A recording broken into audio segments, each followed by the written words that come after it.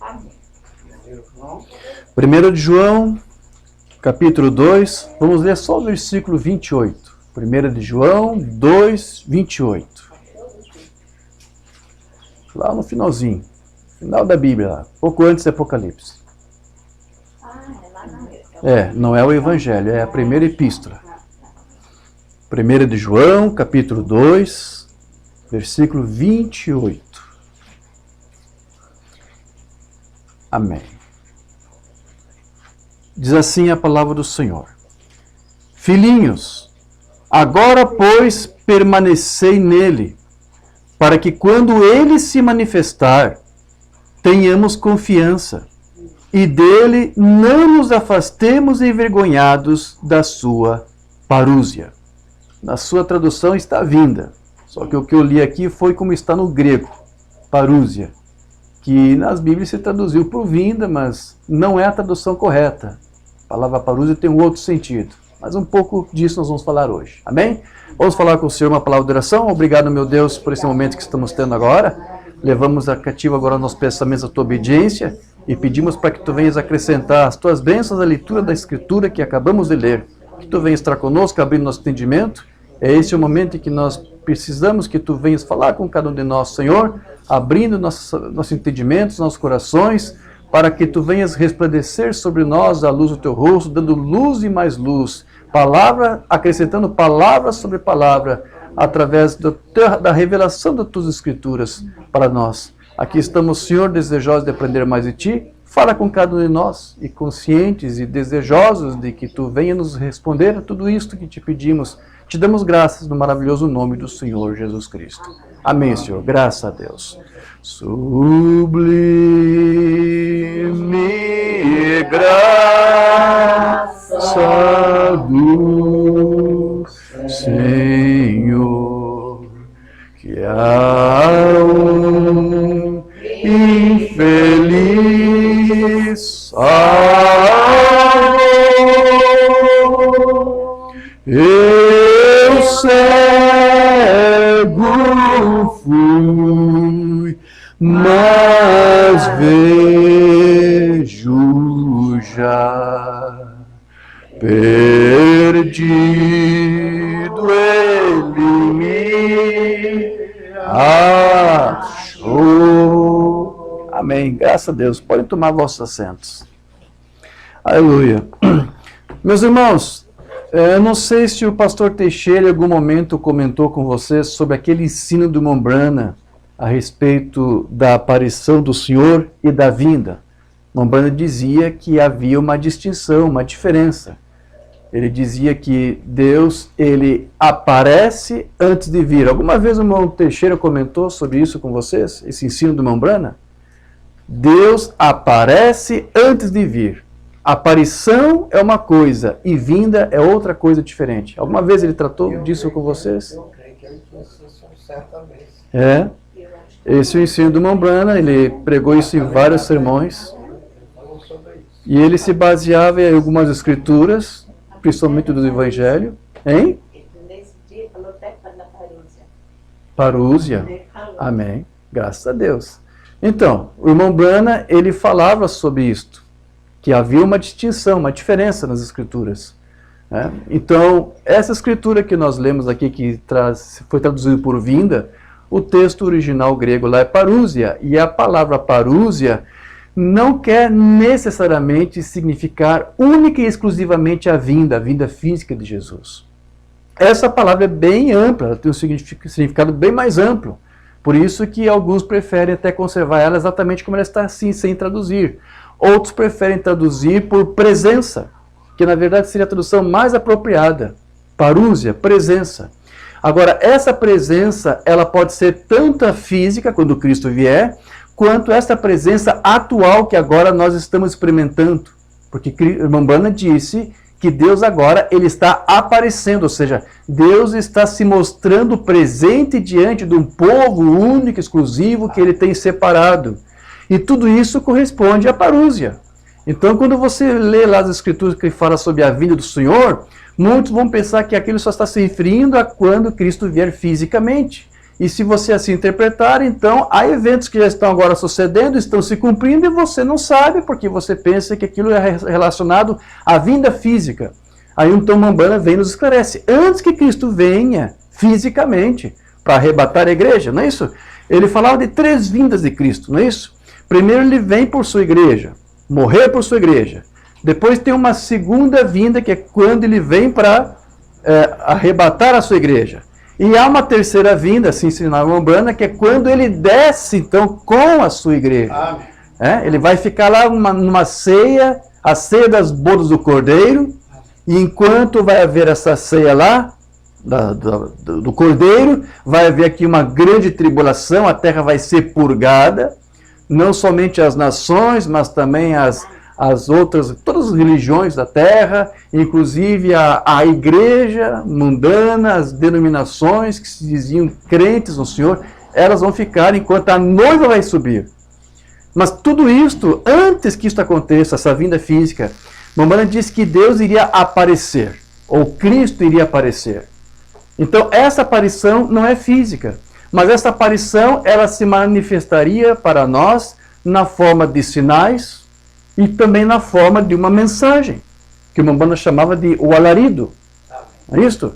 Então, quando, por exemplo, o Umbanda estava lá batizando no Rio Raio, em 11 de julho de 33, se não me engano, acho que é essa data, ele disse que quando estava batizando a 17ª pessoa, que era um jovenzinho, uma coluna de fogo desceu, apareceu, e alguns viram, outros, inclusive, até se espantaram com aquela imagem, fugiram, correram.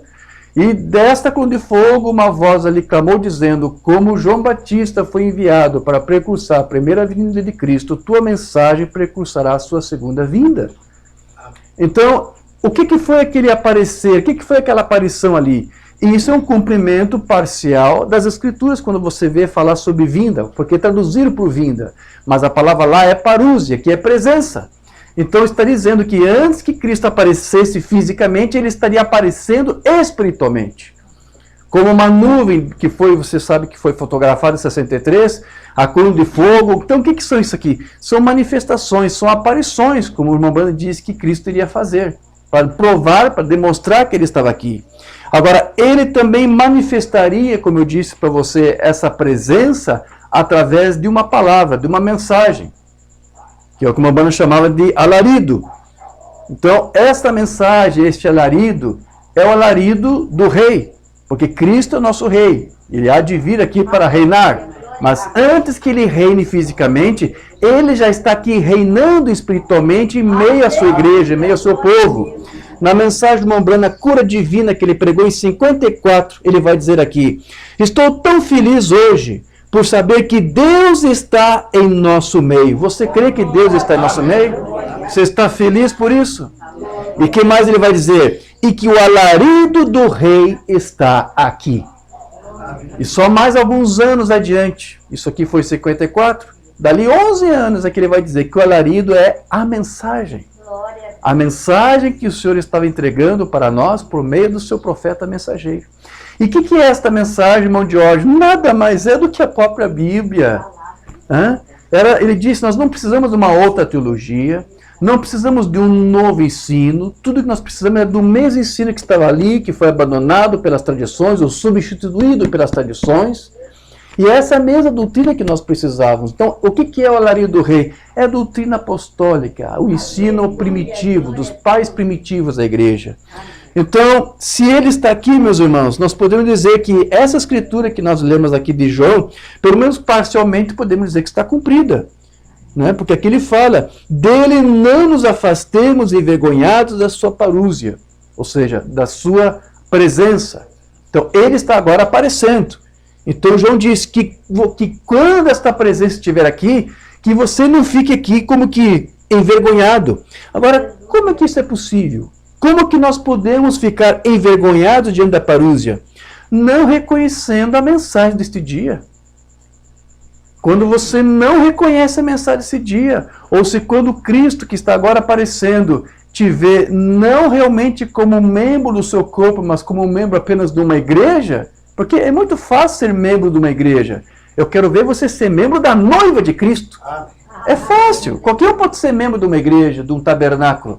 Então, se quando Cristo vier, ou se agora que Ele está aqui, como diz a palavra, Ele está aqui agora, né? Ele diz, Ele está agora no nosso meio. Então, se Ele está aqui, Ele olha para os seus filhos, que se dizem filhos, e ao invés de eles serem vistos por Deus como membros da sua noiva, da noiva de Cristo, Deus os vê como apenas membro de uma igreja, de uma denominação. Então, é isso que a Escritura está dizendo. Essa pessoa está como que envergonhada de Deus. Né? Deus não quer ver membros de igreja. Deus não quer ver seus filhos ligados ou conectados, vinculados somente a um sistema nacional de um homem, a uma liderança guiado por uma liderança humana. Deus quer que os seus filhos sejam guiados pelo seu espírito. E que eles estejam identificados não por um sistema, eu sou isso, eu sou assembleiano, eu sou quadrangular, eu sou metodista. Não. Ele quer que você esteja apenas identificado com Ele, com Cristo, com a sua palavra.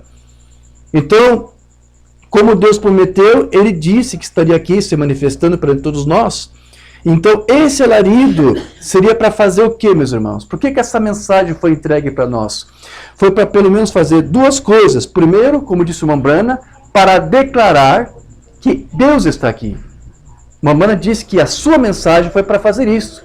Tanto é que você está vendo que está dizendo, olha, Deus está aqui em nosso meio. Durante todo o seu ministério, Mambrana pregou esta mensagem. Deus, meus irmãos, Deus está aqui. Mas ele não sempre esteve antes, irmão Jorge, ou irmão Brana. Não da forma como ele está agora se manifestando, através desta mensagem, deste alarido do rei. Então, esta mensagem seria para pelo menos chamar atenção para essas duas coisas. Primeiro, você se conscientizar que essa parúzia, essa presença, essa aparição, parcialmente a Escritura já está se cumprindo, porque agora Deus está aqui. Deus está aparecendo. E qual é a outra coisa é necessária saber? De que Deus está, por meio dessa aparição, preparando uma noiva para receber Cristo quando Ele vier. Amém. É essa mensagem que está fazendo isso. Preparando uma igreja para reunir a noiva e prepará-la para o arrebatamento. Agora, como que essa reunião, o ajuntamento da noiva é possível? Como que isso vai acontecer, meus irmãos? Há duas coisas importantes que precisam acontecer. Há dois passos que tem que ser dados. Primeiro, essa reunião da igreja para o arrebatamento, ela somente pode acontecer por meio da ministração da palavra e da restauração da doutrina apostólica primitiva, como acabei de lhe dizer. Porque Deus enviou seu profeta para fazer isto, para trazer para nós não uma outra palavra, não uma outra mensagem, mas a mesma doutrina apostólica dos pais, que depois foi confundida ou antes substituída, melhor, por dogmas, por credos, por doutrinas, como a doutrina da Trindade, ou doutrina do unicismo. Essas doutrinas vieram depois ser empregadas para destoar, ou para confundir, ou para afastar a fé dos filhos na doutrina original. Mambrana ele disse, eu não sou unicista, eu não sou trinitário, eu sou apenas cristão, eu sou apostólico, porque essa era a mensagem que ele trouxe. Então, essa mensagem que vai preparar a igreja para o arrebatamento. Uma mensagem que vai te levar para a mesma doutrina dos primeiros pais. Porque esse também é o ministério de Elias. Queria converter o coração dos filhos de volta ao coração, de volta ao entendimento, de volta ao mesmo ensino dos pais apostólicos. E que mais que essa mensagem ia fazer? Essa mensagem ia fazer uma espécie de separação. Porque uma vez que você recebe esta mensagem, que a aparição de Deus traz até você, isto vai fazer com que ocorra algo que é um tanto que paradoxal. O que quer dizer? Contraditório. Porque eu disse que essa doutrina, essa mensagem, essa doutrina restaurada, ela vai, na verdade, juntar a noiva. Reunir a noiva para o arrebatamento. Mas para que haja um ajuntamento, tem que haver uma separação. Você consegue entender isso? Para que você se ajunte, primeiro você tem que se apartar, se separar. Tem que haver uma separação. A mensagem do Mambrana aqui, a revelação de Jesus Cristo, ele vai dizer aqui, foi isso que aconteceu a vocês, peregrinos da santidade, nazarenos, assim por diante. Vocês aceitaram, e quando o Espírito Santo veio, começou a falar em línguas, e dar sinais e maravilhas, e vocês chamaram que isto era o diabo, e blasfemaram das obras de Deus, chamaram isso de uma coisa imunda. E então, vendo para onde sua igreja foi, saiam dela. O Mariano aqui está dizendo, saiam desses sistemas que rechaçam a palavra. Sai de todo o sistema que rechaça os sinais de Deus, que é, como você está entendendo agora, são sinais da sua aparição, da sua parúzia.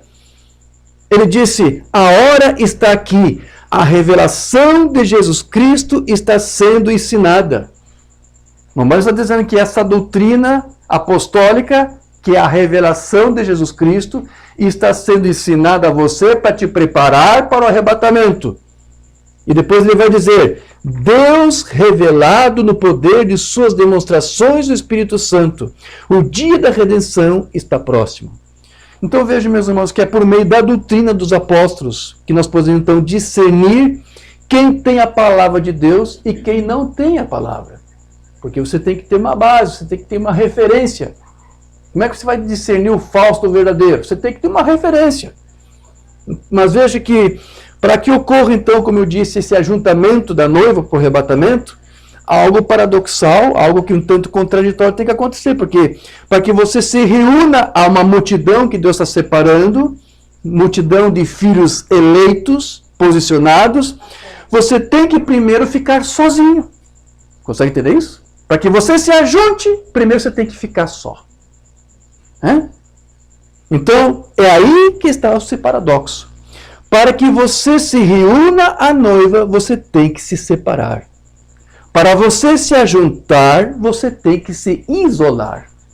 Uma banda falava assim, irmão Jorge? Sim, eu separei aqui alguns sermões que eu quero ler para você entender isto. Mensagem, ide dizer aos meus discípulos, e qualquer um que serve a Jesus Cristo, não terá muitos amigos nessa terra. Se você realmente é um amigo de Jesus Cristo, contra a tua própria vontade, você não vai fazer nenhum esforço para isso, mas algumas pessoas não vão mais, sabe, te ver com bons olhos. E isso não é apenas membros de família, parentes, vizinhos, amigos de trabalho, onde você for. A mamãe disse, se você se posiciona pelo Cristo, você vai ser visto pelas pessoas como uma pessoa do outro mundo, como uma pessoa estranha. Não vão mais te ver com bons olhos. É isto. Nem o filho. Exatamente. Você tem que se firmar na sua convicção. Eles vão dizer, minha mãe não se veste dessa forma, não se porta dessa maneira, isso está tudo errado, isso é coisa antiquado. Mas aqui uma banda está dizendo, mantenha-se firme nas tuas convicções. Muitas vezes você tem que ficar sozinho, mas Ele prometeu que estaria com você. Graças a Deus.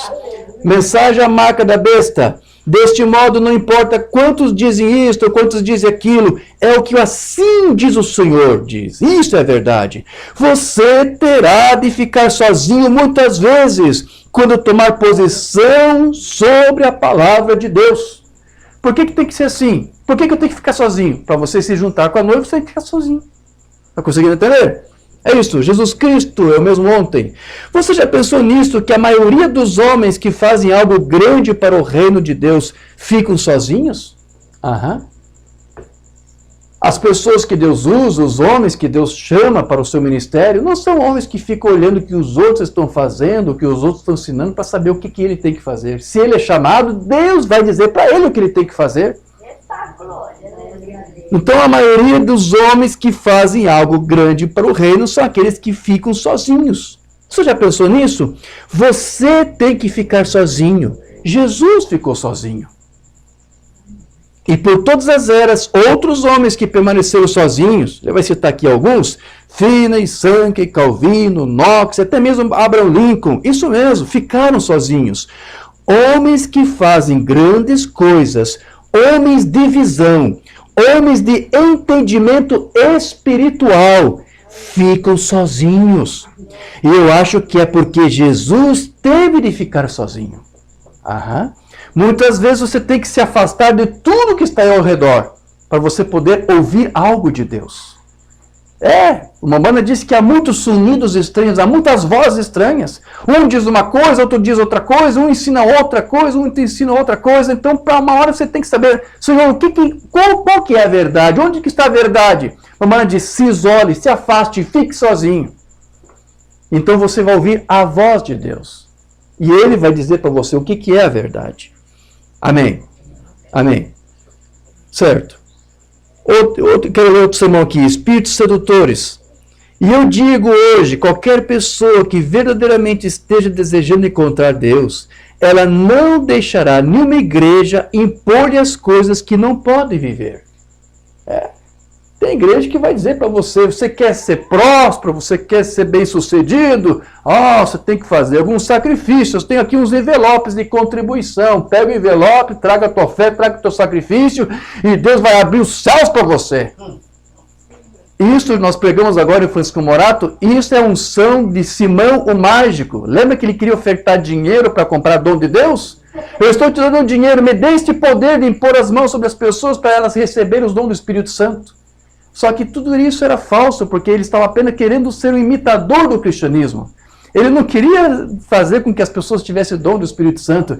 Ele queria trazer glórias para si mesmo. Ele queria se autoprojetar em nome de Cristo, em nome da fé. Então, é isso que muitos homens estão fazendo hoje. Eles estão usando o nome de Cristo, até usando o nome de William Branham, irmão Oswaldo, para se enriquecer, para se completar, para criar um sistema para si. Meus irmãos. Então, Mombana diz, fique sozinho, fique longe disso. Não aceite nenhuma imposição de um homem, de um sistema, dizendo o que você tem que fazer, no que você tem que crer. Ora, quem vai dizer para você no que você tem que crer é o próprio Deus, o autor da palavra. Ele vai se revelar para você. Então não dê ouvidos a uma igreja que tenta te impor isso ou aquilo, mas se você tem a natureza de Deus em você, o que é isso? O Espírito Santo em você, nascido de novo do Espírito de Deus, você irá à santidade. Santidade é o quê? Separação.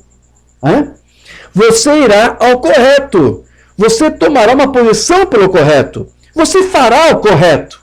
Você pensará o correto. Você viverá o correto. Se você é um pato, você gosta de água. Se você é um cristão, você gosta de Cristo. Amém. Aleluia. Se você é um diabo, você gosta das coisas do diabo. Se você é um corvo, você come coisas mortas. Se você é um porco, você comerá estrume. E onde você está? Correto. Você alega estar aqui em cima comendo as coisas do Senhor, então desce e remexe com o diabo? Há alguma coisa errada nisso? Pare de dar ouvidos a esses espíritos. Eles são demônios. Não importa se você tem que ficar sozinho. Homens e mulheres que um dia chegaram a alguma coisa, na maioria, foram homens e mulheres que ficaram sozinhos com Deus. Desde a oração, não é isso que Jesus nos ensinou? Fique no teu quarto, fechadinha, portas fechadas, em secreto, converse com o Senhor, em secreto Ele te revelará a sua palavra, em secreto Ele te responderá. Outra mensagem aqui, estreita é a porta, se você tiver que ficar sozinho, fique aí e segure a palavra de Deus em sua mão, ela nunca falhará. Amém. Graças a Deus. Outra mensagem, presumindo, se você estivesse em Cristo, você se agarraria à sua palavra, independente do que alguém dissesse. Se você tivesse que permanecer sozinho, você permaneceria por ela, porque é o Espírito de Deus em você vindicando a sua palavra. É assim que é hoje. Como um homem pode abençoar essas coisas que estão afastando as pessoas de Deus o tempo todo? Há apenas uma coisa a fazer, se você tem que ficar sozinho, amaldiçoar a coisa no nome do Senhor e ficar com ela, ou seja, com a palavra, com o absoluto. Então, meus irmãos, é isso que este alarido da parúzia está pedindo para que o seu povo faça hoje, que é separar-se de todo o sistema que vem afastar você, as pessoas, de Deus e da sua palavra. Lá em Apocalipse 18, verso 4 diz, e ouvi outra voz do céu, não proferida por um homem, uma voz vinda do céu, de Deus, sai dela, povo meu. Sai dela, povo meu. Fique sozinho. Você está vendo? Antes que o povo seja reunido ao arrebatamento, ele tem que ficar sozinho. Para que não sejas participante dos seus pecados e para que não incorras nas suas pragas. Eu não estou aqui dizendo que você tem que ficar isolado, que não tem que frequentar um culto, que você não tem que estar numa igreja, que você não tem que estar no tabernáculo. Não, o Mombana disse, eu não sou contra as igrejas. Ele disse, eu sou contra o sistema que une homens para combater a própria palavra, que eles alegam defender, porque é isso que os sistemas fazem. O Mombana disse, é disso que você tem que se afastar, é disso que você tem que fugir. Então, pertencer à noiva, não é exatamente a mesma coisa como pertencer a uma igreja, como há pouco eu disse para você. É muito fácil você pertencer a uma igreja. É muito fácil você ser membro de um tabernáculo. Mas o que Deus quer é que você seja membro do corpo de Cristo. Então, quando João disse lá que você não esteja envergonhado no dia da parúzia, agora você está entendendo, sim? Ali diz vinda, mas está falando de agora. Porque você vai ler vinda, você vai pensar, então quando Cristo vier, então que eu não esteja envergonhado diante dele naquele dia. Não, isso é agora.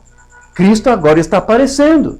Sua presença está aqui, sua parúzia está aqui, ele está aparecendo para a igreja. Então agora a Escritura está dizendo que agora que Deus está aparecendo diante de você, que você não se veja como que envergonhado diante dele.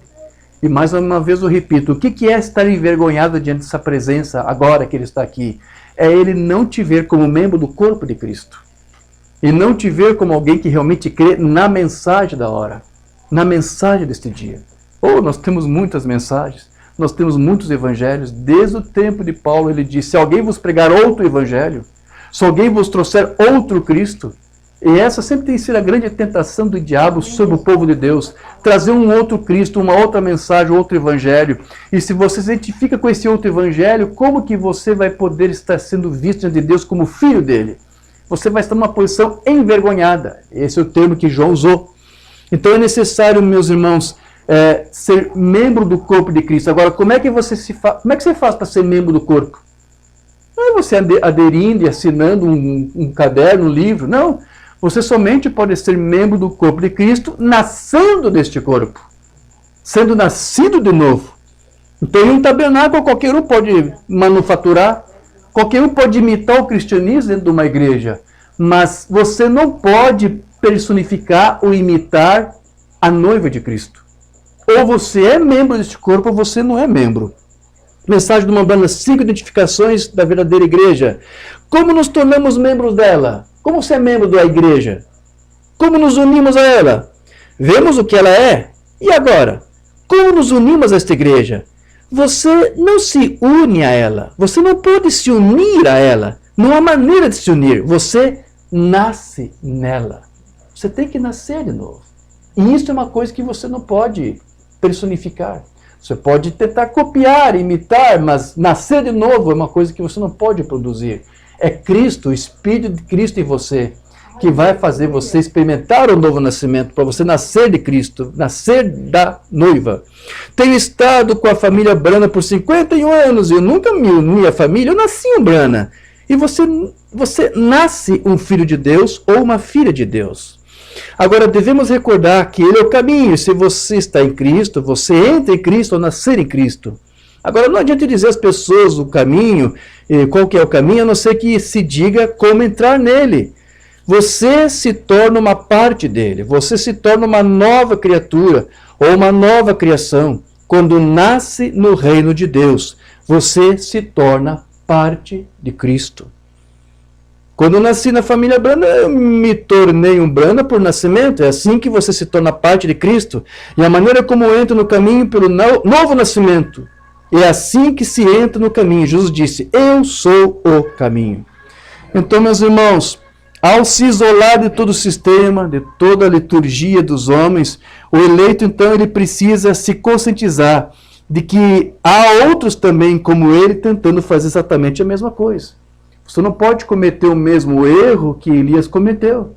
Lembra quando Elias disse, Senhor, só eu não dobrei os joelhos a Baal. E o que foi que Deus disse para Elias? Elias, calma, meu filho. Tem mais outros 7.000 que estão fazendo exatamente a mesma coisa que você está fazendo. Amém? Então, nós estamos aqui vivendo isto aqui que a palavra diz e que Mambana nos aconselha. Nós estamos aqui isolados, estamos sozinhos, né? Em termos de não fazer parte de um sistema de igreja, não estamos identificados com placa de igreja, essa, aquela, não. Nós estamos aqui tentando nos esforçar para apresentarmos ao Senhor como alguém nascido do corpo de Cristo. Então você não está identificado com outra coisa, a não ser com isto, com essa mensagem, com esta palavra, que vai te preparar para o arrebatamento. Então, aqui, o Mambana aqui está nos mostrando, você tem que ser como esses outros também 7.000 dos dias de Elias. Então, assim como nós estamos aqui, estamos isolados, tentando nos ocupar apenas com Deus e com a sua palavra, saiba, há outros também fazendo a mesma coisa. E estão em situações tão um pouquinho piores que nós aqui, porque vocês pelo menos têm onde se agregar, se reunir, congregar, fazer o que nós fizemos aqui, cantar hinos, trocar experiências, dar testemunhos. Mas há irmãos, queridos, que não têm condições sequer de se reunir, não há lugar. Há cidades que não têm tabernáculo, não há ninguém pregando a mensagem, mas eles estão crendo, só que eles estão sozinhos, e eles têm que pagar um preço por isso. Porque eles sabem que o único lugar que eles têm lá, a igreja, o sistema que eles têm, é uma outra coisa confusa, que está pregando uma outra coisa até contrária. Se ele for lá chegar nesses lugares e pregar esta mensagem, vão dizer, isso aqui é mentira, isso aqui é um enredo, isso aqui é um fanatismo. Então, há muitos filhos espalhados por toda parte, não somente aqui no Brasil, em várias partes do mundo, que eles têm que ficar assim, isolados, sozinhos. Eles não têm nem onde congregar. Mas existe, meus irmãos, há muitos filhos e filhas de Deus posicionados, tendo que pagar este preço. Então, não diga, não cometa o mesmo erro que Elias cometeu. Pensar, só nós aqui estamos isolados. Não, há muitos outros também que estão pagando este preço. Há um preço que tem que ser pago. Você está entendendo? Você tem que se isolar, ficar sozinho, para que então você possa ser reunido. Né? Quando o templo de Salomão foi construído, eles pegaram pedras, lapidaram pedras de diversas montanhas diferentes, e depois trouxeram tudo junto para o mesmo local, para formar o templo lá de Salomão. E esse é um tipo da igreja. Deus está lapidando uma pedra aqui, outra pedra lá e outra acolá, e no dia do arrebatamento ele vai juntar todas as pedras para formar um único edifício, que é a igreja de Jesus Cristo. A igreja santa do Senhor Deus. Amém. Então eu quero ler algo aqui que uma mana falou sobre Elias, Primeira de Reis, é a escritura mesmo que eu quero ler aqui. E sucedeu que, ouvindo Elias, envolveu seu rosto na sua capa e saiu para fora e pôs-se à entrada da caverna, e eis que veio a ele uma voz que dizia, que faz aqui, Elias? Ele disse, eu tenho sido em extremo zeloso pelo Senhor Deus dos exércitos. Este é o ministério de Elias. O ministério de Elias é um ministério zeloso pela palavra. Porque os filhos de Israel deixaram a tua aliança, derrubaram os teus altares e mataram os teus profetas à espada, e só eu fiquei. Ou seja, só eu me separei, só eu me santifiquei. É isto? Então agora aqui vai ser dito para ele. E buscam a minha vida para tirar. Mas para surpresa de Elias, o que Deus vai dizer agora? Também deixei ficar Israel 7.000, todos os joelhos que não se dobraram a Baal, e toda a boca que não o beijou. 7.000. Agora, esse número 7.000 talvez nem seja literal, você sabia disso? Porque o número 7 tem vários significados na Bíblia. O número 7 quer dizer muitos. Então, quando diz 1.000, 7.000 quer dizer milhares. Pode ser que fosse ali até, não 7.000, podia ser 10.000, podia ser 20.000, você está entendendo? O número 7 quer dizer muitos, né? Então, milhares, Deus disse, Elias, milhares não dobraram os joelhos a Baal. Milhares. Então, há muitos como nós aqui que também não têm dobrado os joelhos para Baal. Você sabia que esse Deus Baal aí, ele era representado por um Deus de 3 cabeças? Você sabia disso? Baal tinha 3 rostos, 3 faces, 3 cabeças. E é daí que vem a inspiração da doutrina da Trindade, de um Deus de 3 pessoas, coeternas. E o unicismo também é uma doutrina trinitária, porque diz que é Pai, Filho e Espírito Santo, tudo a mesma pessoa. Então, da onde é que vem essa inspiração? Vem desde essa antiguidade aí. Então, você tem que entender os tipos aqui da Bíblia. Quando diz que nem esses 7.000 não dobraram os joelhos ao Baal, ao Deus de 3 cabeças, está falando a respeito, em tipologia, da igreja de Cristo, que não se dobrará o joelho a nenhuma doutrina unitária ou doutrina trinitária, todas elas são trinitárias. Você não vai se dobrar a um Baal, a um Deus de 3 cabeças, a um Deus de 3 pessoas. Amém? Você vai dobrar os joelhos apenas ao Senhor Jesus Cristo e à sua palavra, que é o que te forma. Então, quando Deus revelou para Elias que havia outros milhares que criam como ele, então Elias, o que fez? O que Elias teve que fazer? Como é que é, Senhor? Tem mais 7.000 que não dobraram os joelhos para o Deus trinitário, unicista? Onde é que é a congregação dele? Onde é que fica o tabernáculo desses 7.000? Quero lá buscar ele, quero congregar com ele, porque eu estou sozinho, Senhor. Onde é que está? Não tinha tabernáculo. Esses 7.000 não estavam no tabernáculo adorando e cultuando. Cada um, eu acredito até, irmão Oswaldo, que esses 7.000 nem se conheciam. Nem conheciam outros, mas Deus conhecia eles. Pode ser que ninguém está vendo o que você está fazendo, a posição, o preço que você está pagando, mas Deus te conhece. Deus sabe o preço que você está pagando. Então esses 7.000 não se conheciam, não se reuniam, não tinha um tabernáculo onde eles se reuniam para que eles dissessem, eu quero estar lá, eu quero me reunir com eles. Não, não há. E muitos de nós estamos nessa condição, meus irmãos. Eu imagino que deve ser tipo, se a gente está aqui, tem aqueles irmãos lá em Francisco. Exatamente. Conhece, né? Lá, então, É isso que nós estamos falando aqui, minha irmã. A irmã captou, exato. Rondônia tem, né? sim. Eu, como disse, aqui no Brasil nós temos na Argentina, alguns irmãos ali posicionados, temos no Peru, temos na Bolívia. Goiânia, tem algumas famílias que nos escutam lá, algumas até escondidas, sabe? Porque os pastores deles não podem saber que eles nos escutam. Mas tudo bem, não tem problema. O bom é que eles estão estudando e que eles estão sabendo da verdade, eles estão esclarecidos. Então é isso que Deus está fazendo, meus irmãos. Para você ser ajuntado, antes você tem que fazer assim. Amém? Então, como eu vou repetir o que eu disse, alguns nem têm tabernáculos para se reunir. Tem famílias que estão sozinhos, só um lá crendo. E todos em volta ali pressionando ele. O que é isso? O que você está crendo? Isso é uma doutrina dualista, isso é uma doutrina... Né? Ele diz, você é ariano, você está crendo na doutrina de Ário. Eles não sabem de nada sobre a doutrina de Ário. Você sabia que Ário acreditava em 3 pessoas, numa divindade? Eles pensam que Ário ensinava 2 pessoas. Ário ensinava 3 pessoas na divindade. O problema é que ele dizia que Jesus, a segunda pessoa, era uma criatura. Eles nem sabem pregar, nem sabem combater a fé que você tem. Eles dizem, isso que vocês estão crendo aqui é a doutrina ariana, que crê em 2 pessoas. Não, Ário cria em 3 pessoas na divindade. Eles nem para combater você eles prestam. Porque eles nem conhecem a doutrina que eles querem usar para rotular você como herege. Você é um ariano, você é um dualista. Eles nem sabem o que é dualismo ou arianismo. Nós não cremos em arianismo, nós cremos na doutrina apostólica, que é a doutrina que os primeiros pais ensinaram. Amém? Graças a Deus. Então, o que exatamente faria alguém se sentir envergonhado? Vou refazer mais ou menos a pergunta. O que faz alguém se sentir envergonhado diante dessa parúzia que João fala lá? É Cristo vir aqui agora, aparecendo espiritualmente, e não te ver como membro do corpo dele, mas membro apenas de uma igreja. Eu sou membro de um tabernáculo. Você está envergonhado diante dele. Não é isso que ele quer ver de você. Ele quer saber se você nasceu do corpo dele. Ele quer saber se em você está o mesmo Espírito que estava nele, que ressuscitou ele dentre os mortos, que vai também ressuscitar você naquele dia, para que você se ajunte com todos os santos, de todos os séculos, de todas as eras. Todos os santos que vão ressuscitar naquele dia, não estão conectados, não estão vinculados a nenhum ministério, a nenhum sistema de homem, a não ser a Cristo e a sua palavra, é mais nada. No dia do arrebatamento, todos aqueles que se posicionarem, que pagaram o seu preço no seu dia, todos eles terão o seu coroamento. Amém? Graças a Deus.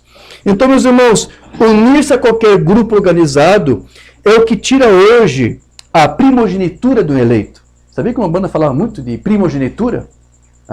Lembra quando Esaú vendeu sua primogenitura? Em tipos espirituais, quando alguém aceita uma doutrina falsa ao invés da doutrina da mensagem, a doutrina de Cristo, essa pessoa está vendendo a sua primogenitura por um prato de lentilhas romano, um credo romano. Mamãe vai dizer que no livro das Eras, página 201, quando Acabe casou-se com Jezabel por razões políticas, ele vendeu seu direito de primogenitura. Você se junta a uma organização, ou seja, a uma igreja, a um tabernáculo qualquer, e você vende o seu direito de primogenitura. Sim. Se alguém só o que é um membro de um tabernáculo, vendeu sua primogenitura.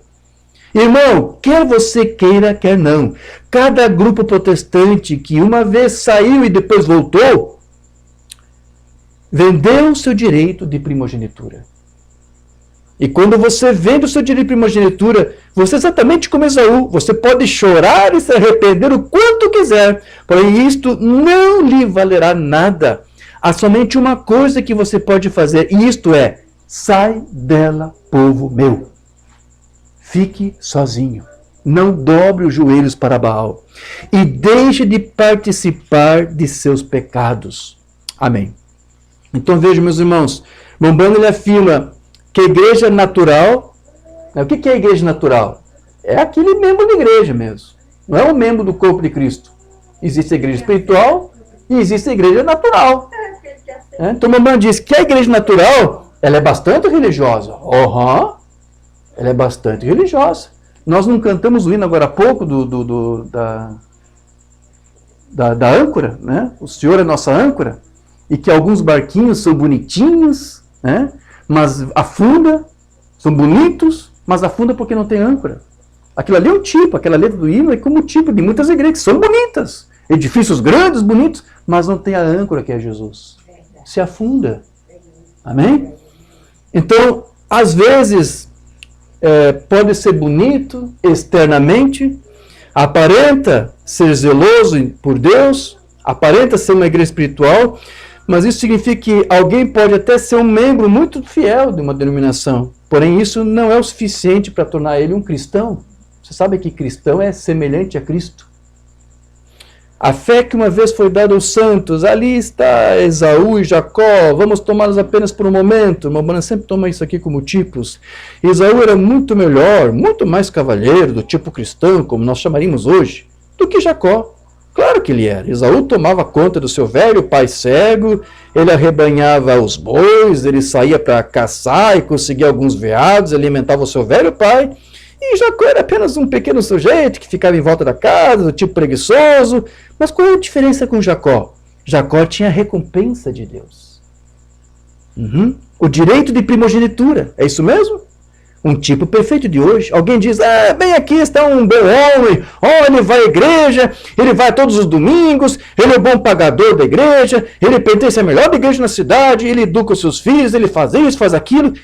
Isso é muito bom, isso é bom como cidadão, mas, irmão, isso não tem nada a ver com o cristianismo. Ser membro da igreja? Não, nada.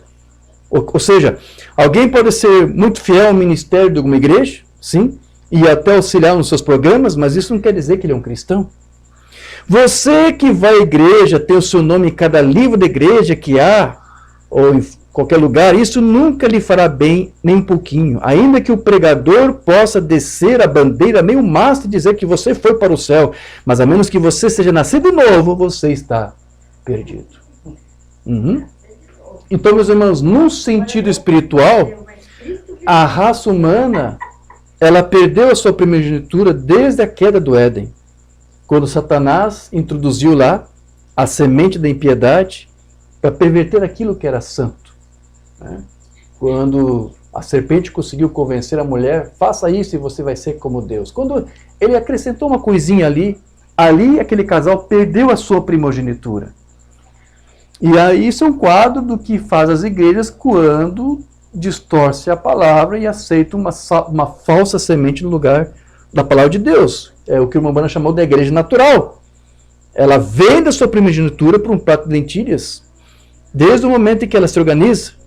E então, o que ela faz? Ela está renunciando às suas bênçãos espirituais dos pais da igreja. Está renunciando à doutrina apostólica. Quando aceitou corromper essa doutrina com falsos ensinos, com falsas tradições de igreja. E uma vez que um grupo qualquer se organiza, ele rejeita a sua primogenitura. Bombano interpretava dessa forma. Quero ler aqui a mensagem de Bombano, combatendo ardentemente pela fé que uma vez foi dada aos santos. Não sei se foi traduzido. Muitas pessoas hoje dizem, irmão Bombano, você não acha que o comunismo é horrível? Sim, é horrível, mas isso não é o anticristo. Não, senhor. Jesus disse que o anticristo seria tão parecido com o real que enganaria os próprios eleitos, se possível. São as pessoas religiosas. Esse que é o perigo. É aí onde isso entra. Agora eu quero voltar agora ao princípio lá atrás. Vamos tomar os 2 primeiros rapazes que nasceram nessa terra. Caim em primeiro lugar, na verdade ele deveria ter o direito de primogenitura, mas a perdeu exatamente como Esaú, assim como a primeira igreja da igreja mãe, está falando da igreja romana, como você quiser chamá-la, por todo o caminho perdeu a primogenitura. Então, quando a primeira igreja lá se organizou, a igreja de Roma, com credos, com dogmas, aquilo ali teve então início a uma apostasia e ao abandono da fé genuína, que foi substituída, como eu disse, por credos, por dogmas. Foi ali que a igreja cristã natural se separou da igreja espiritual, ao trazer para dentro dela o quê? Doutrinas que estavam fora da Bíblia. Então o que o gafanhoto denominacional fez ali? Ele conseguiu entrar e destruir a semente, destruir a casca, tirando a verdade e colocando uma mentira dentro dela. Restauração da árvore noiva. Agora este pequeno companheiro começou a destruir. Destruir o quê? O gafanhoto entrou na casca. Observe o que ele fez. Começa a destruir a casca. O que ele fez? Uma igreja natural para uma igreja espiritual. Sim, Senhor. Ele tirou a verdade e deu-lhe uma falsa. De onde foi que a primeira doutrina veio? Fora da Bíblia? Vocês historiadores, vocês sabem onde veio? De Roma, exatamente de onde isto começou. Lá eles começaram a aceitar dogmas. Deus estava determinado de que esta Bíblia seria escrita. Essa é a palavra de Deus. Não podemos tirar dela ou acrescentar a ela. É para deixar exatamente da maneira como ela é, a palavra. Então você sabe, lá no concílio de Nicéia, em 325, ali começou a apostasia. Ali começou a igreja a perder a sua primogenitura. E lembra que a Umbanda disse que acontece depois de um jubileu, depois de 50 anos? Quando é dada a oportunidade do escravo ser liberto, caso ele quisesse continuar escravo, então ele era marcado com uma sovela na sua orelha, para dizer que dali em diante ele era um escravo para sempre. Não foi isso? Ok. Então a igreja começou a se organizar de Umbanda ali naquele concílio de Nicéia, 325. 56 anos depois, exatamente um jubileu depois, 50 anos depois, né, houve um outro concílio, chamado Concílio Niceno-Constantinopolitano. O que é isso? Esse segundo concílio, que foi Constantinopla, 381, foi para sancionar o dogma trinitário. Porque lá em 325, alguma coisa que eles estabeleceram não estava muito bem ainda, porque como a doutrina da Trindade não é bíblica, então eles levaram anos e anos para tentar aperfeiçoar e criar termos e palavras, até dizer, ó, pronto, é isto. É nisso que nós cremos. Mas não era a palavra. Então precisou mais de 50 anos. Então, quando nesse outro concílio eles determinaram, pronto, agora está pronto, agora temos uma definição clara do que é a fé cristã. Quem não aceitar isso aqui será anatematizado, será amaldiçoado. Pronto. Dali 50 anos, quando eles definiram essa doutrina, o que aconteceu? Eles marcaram a orelha com uma sovela. Era o seu jubileu. Agora são escravos. Eles realmente perderam a sua primogenitura. Então é por isso que Deus teve que trazer para nós uma mensagem para nos restaurar essa primogenitura, para fazer com que nós, através dessa mensagem, voltamos a ter a mesma imagem e semelhança de Deus que o primeiro Adão tinha, e ele perdeu. Cristo, o segundo Adão, nós temos pregado isso já há algumas semanas, ele veio e nos resgatou de volta a imagem e semelhança de Deus, pelo seu evangelho, pela sua palavra. Mas então veio a igreja, organizou isto, então fez tudo a perder novamente. Mas agora, no tempo do fim, antes do arrebatamento, Deus agora está separando, isolando um povo para juntá-lo para o arrebatamento. Através da mensagem, fazer novamente ter a imagem e semelhança de Cristo. Porque agora você estará identificado com Cristo, a palavra, não com uma outra coisa. Não com outro ensino, não com uma outra doutrina. Amém. Esaú odiava os seus filhos ainda fazem a mesma coisa hoje. O que é Esaú aqui, que uma banda está usando como tipo? A igreja natural, a igreja que se organiza. Né? Porque ele rejeitou a primogenitura, não foi isso? Então Esaú aqui é a igreja que rejeitou a doutrina apostólica para ficar com credos. Tudo bem. Esaú odiava, e os seus filhos, ou seja, os filhos de Esaú, quem são os filhos de Esaú? As denominações, os tabernáculos. Certo? Eles também fazem a mesma coisa esse dia. Eles odeiam isso. Sempre foi assim. A igreja mãe odiou a herança dos pais primitivos. Ou seja, o ensino apostólico original. E ultimamente eu tenho até incentivado alguns irmãos a estudarem a patrística, ou seja, o ensino que foi pregado pelos os discípulos dos apóstolos. A patrística. Né? Agora, aqui uma mãe está dizendo, esses filhos de Esaú detestam isso. Eles detestam os pais primitivos e suas filhas hoje odeiam da mesma maneira. Os filhos da desobediência. Filhos da desobediência. Eu ainda ouço alguns dizendo, o que é esse negócio de patrística, irmão de Isso é teologia. O que é isso aqui? É como a mãe disse, os filhos de Esaú detestam os pais primitivos e as suas filhas também. Porque essa mensagem apostólica original é que vai te levar a ter o mesmo entendimento que eles tiveram, que vai você ter a identificação que eles tinham. Não com, eu sou trinitário, eu sou isso, eu sou aquilo. Você tem que ser cristão. Você tem que ser Cristo. Deus tem que olhar para você e ver Cristo em você. Deus tem que olhar para você e ver as obras de Cristo em você. Se ele olhar para você e ver uma placa de uma igreja, uma identificação de um tabernáculo, você está perdido. Ele não quer isso aqui. Você vai estar envergonhado diante da sua parúzia. Né? Isso que acontece com a meretriz. Você sabe que a falsa igreja é representada por uma meretriz. Está lá em Apocalipse, Babilônia. E é dela que a Escritura diz, sai dela, povo meu. E a igreja não é representada por uma virgem? Olha a diferença. A igreja natural é como a Babilônia, uma prostituta, uma meretriz. Por que isso? Porque aceitou ter essa orelha marcada. Rejeitou e abandonou a sua primogenitura. Mas a noiva de Cristo, que se isola dessas coisas, que se separa, é a virgem pura, sem ruga, sem mancha. É a que Deus está preparando agora. Tenho muitas outras notas, não quero prosseguir, mas eu consegui e passar para você a minha mensagem. Deus quer que você esteja hoje sendo apresentado diante dele como alguém que está posicionado. Que Deus não te veja como alguém envergonhado. Que você não se envergonhe da tua posição. Apesar da luta, apesar da posição, apesar de toda a crítica que você possa sofrer, Deus não vai te deixar você ficar envergonhado. Ele é o teu advogado. Ele é juiz. Desculpe, ele é juiz, ele é advogado. Deus é por nós. Deus é pela sua igreja. E ele está aqui como fundamento da igreja. E Paulo diz que ninguém põe nenhum outro fundamento além daquele que já está posto, o qual é Jesus Cristo. Nenhum outro fundamento. Amém, meus irmãos? Digam graças a Deus. Amém, amém. Glória a Deus. Se coloque de pé. Vamos falar com o Senhor. Eterno Deus, maravilhoso Pai. Obrigado, Senhor. Tantas coisas que nós ainda podemos dizer, mas tudo isso é sublime e maravilhoso. Estamos entendendo mais uma vez que nesta parúzia Tu tens se feito presente para um povo específico.